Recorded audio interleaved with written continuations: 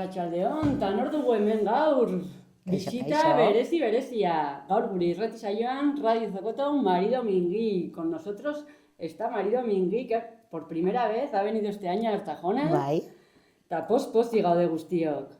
Bueno, Marido Mingui, nola sentitu zara etortzerakoan, al venir por primera vez a nuestro pueblo? Bueno, kaixo, eskerrik asko, eta esan behar dizuet hasieran, que al principio, banegoen pixka bat urduri, porque la primera vez que vas a sitios siempre nos ponemos un poco nerviosas, pero es verdad, oso gustora egon nintzela. Poz-pozik, ya bazen ordua, ya era hora de que vinieses a este pueblo. Eta, herriko haurrak nola hartu zaituztete? Súper ongi, súper goxo. Me hicieron sentirme como si hubiese estado siempre aquí. Me contaron un montón de cosas, me dieron un montón de cartas, claro, porque al final yo soy muy maja, pero les reparto, aparte de ilusión, regalos. Y yo creo que me quieren un poco más por eso. Noski baietz, hombre, que sí, no cabe duda. Eta, zergatik da garrantzitsua zure bizita herri txikietara? Ala nola Artaxonan. ¿Por qué es tan importante que venir a los pueblos pequeñitos de aquí? Azkenean ilusioa toki guztietara iristea bere biziko garrantzia dauka. Que la ilusión llegue a todos los rinconcitos, por muy pequeños que sean, es lo más importante, ¿no? Y no olvidarnos al final de que en todos sitios hay chiquis que quieren, que nos necesitan y que nahi dituztela maridomin eta olentzero bertan. Hori da. Eta, zuretzat, para ti, ¿qué significa que venir a un pueblo por primera vez, lehenengo aldiz? Esan bezala, hasieran urduri jartzen naiz ez, baina jakitea eta ikustea geroz eta jende gehiago badakiela existitzen naizela. Eta ez bakarrik olentzero hor dagoela mendian, nik berarekin nagoela, ez? No está solo olentzero en el monte. Y saber que los chiquis ahora me conocen de verdad, pues me pone muy contenta. Claro. Ya, a ver, contanos tu pixkat, contanos un poco tu historia. ¿Quién es Marido Mingui? ¿Dónde vive? ¿Qué hace? Pues nik bizi naiz mendian, eta gara naiz emakume hartzaia. Estoy con las ovejas, con las cabras, con las vacas, vivo en el monte. Y vivo en una casetilla alejada donde no me molesta nadie. Y al principio me decían, banintzela apurtxu bet sorgina, landareekin, ari nintzelakoz, ezagutzen dituelakoz ilargia, eguzkiaren denboraldiak, conocía también las estaciones, cómo funcionaban, me llamaban un poco bruja. Y siempre iba con mi chano con forma de caracol, pero yo no soy bruja, simplemente tengo magia, pero no es lo mismo. Y Olencero siempre me ayudaba con mis cosas. Al final él hacía carbón y yo necesitaba para calentar a mis animales, para calentarme yo. Y ahora nos ayudamos mutuamente. Zein ondo. Da, nola ezagutu zineten ba Olentzero eta zu? Laguna zarete. Bai. Naturaren lagunak. Bai. Toki berean bizitzen ginenez, iritsi zen momentu bat, non batean topo egin genuen egun batean Olentzero gaixotu egin zen, eta bere lagun batzuk nire bila etorri ziren. Olentzero se puso malo, yo no lo conocía, pero vinieron a buscarme porque habían oído por ahí que yo sabía de plantas, de cómo podía curar a la gente que le hacía falta, y me llamaron. Eta Olentzero gaixorik zegoen, azkenean hainbeste lan egiteak gaixotzen zaitu batzuetan, baina sendabelar batzuekin osatu egin zen, eta horrela ezagutu ginen. Jo, zelako historio polita. Eta geroztik lagunak. Minak. Baina laguna bakarrik. Lagunak bakarrik, Olentzero eta biok ezin dugu ulertu gure lana, gure egunerokotasuna bata bestearik gabe, baina zuei gertatuko zaizue lagunekin, a vosotros también os pasará con vuestros amigos. Bai, noski baiet. Guztiei gertatzen zaigu, a todos nos pasa. Eta, ze mezu ekarri nahi diezu Artaxonako familia eta aurrei? ¿Qué mensaje quieres traernos a todos y a todas? Bueno, lehenik eta behin horrela jarraitzea, que sigan así, porque al final es muy importante que conozcan todas las partes de la historia y que yo no soy la amiga de Olentzero y que no estoy para ayudarle, que nos ayudamos mutuamente y que es muy bonito ver como en un pueblo como Artajona, con unas calles tan bonitas, que en el que yo no había estado nunca, hartu ninduten eta ongi etorri goxo eman zidaten. Beraz, eskerrak ematea besterik ez.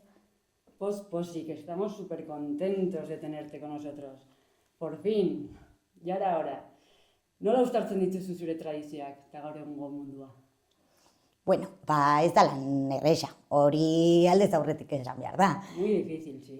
Sí, porque mantener vivas nuestras tradiciones, tal y como funcionan las cosas hoy, y no os digo nada, porque irakurri nituen hemengo aurrak eman zizkidaten gutunak. Eta askotan eskatzen zizkidaten gauzak, yo no sabía ni qué eran. Unas cosas que yo no sé. Ja irakurri dituzu. Bai, nik Todas las cartas. guztiak ez, baina nik lana aurreratu behar dut, tengo que adelantar trabajo, si no se me amontona, imagínate. A ver, froga, una prueba. Eskutitzen bat erakusterik. Hori da. Begira, adibidez, hemen dago, ez ditut izenak esanen, ¿vale? No voy a decir los nombres porque igual esos chiquis quieren que sea secreto. Baina, adibidez, badago neska bat hemen, esaten diguna. Vivo en Artajona, un pueblo muy bonito, con un castillo, el Cerco, que me imagino que ya habréis visitado, pero si no, os lo recomiendo, es súper grande. Este año me he portado bien, aunque prometo mejorar. Eta badakizu ezer, nik ez nuela el Cerco ezagutzen. Eta egun horretan bertan, atera nintzenean zuekin egoteaz, en cuanto salí de estar con vosotros, fui a verlo. Eta arrazoia zeukan, haundi eta polita. Kriston gaztelua daukagu, tenemos un cerco increíble aquí. Bai, horixe baietz. Pero, luego, vinieron 2 hermanos, joaten zirela Inglaterrara, eta zeuden super kezkatutak, estaban super preocupados. Baina haiek gutunean oso ongi esan zidaten, en la carta me lo dijeron muy bien, que por favor le dijese a nuestro amigo Santa, o yo, Lencero, que se asegurase de que sus regalos llegaban a Inglaterra. Eta zin egiten diet, opariak iritsiko zaizkiela, orduan alde horretatik lasai egoten aldira. Gero zeuden beste batzuk, eskatzen zidatenak, sorpresak, ez zekitela zer nahi zuten, que con sorpresa se conformaban. Beste batzuk eskintzen zidaten, me ofrecían comida. Beste batzuk esaten zidaten que me pondrían a lo Lencero bailarín y cantarín que tenemos en casa.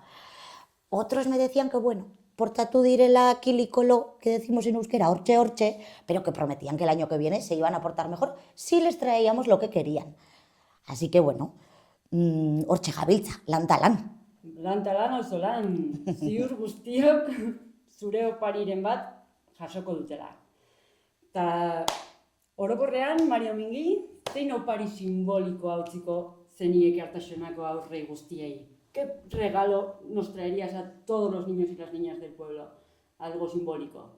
Naiz eta agian txikiak zaretenean, ez duzuen baloratzen, que igual os parece una tontería, baina familiarekin disfrutatzea, egotea etxean, jolastea elkarrekin, que no siempre hace falta jugar con los juguetes nuevos, que muchas veces tenemos un montón de cosas con las que podemos jugar y disfrutar en casa con el amigo, con el hermano, con el primo, con la ama, con el aita, con quien sea, y esos raticos son los que mejor son.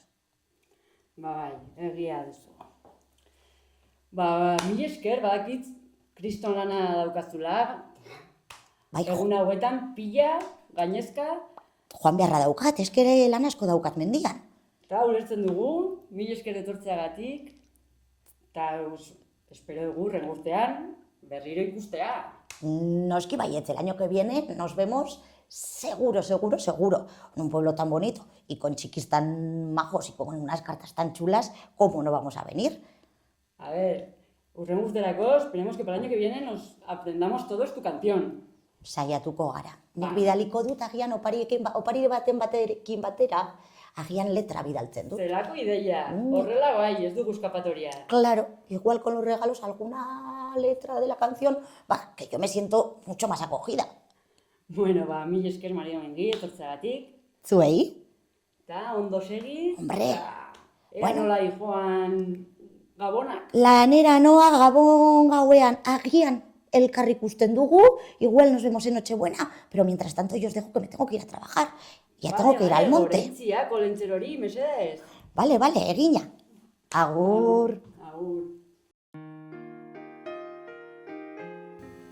Artaxoan, abenduaren 24ean, ez dakit elkar ikusiko dugun edo ez, no sé si nos veremos el día 24, pero os quiero ver a todas y a todos, que no podéis faltar, a la Calejira, que será a las 7:30, y estará nuestro burro, castaña, que gongodira, música y muy buen ambiente.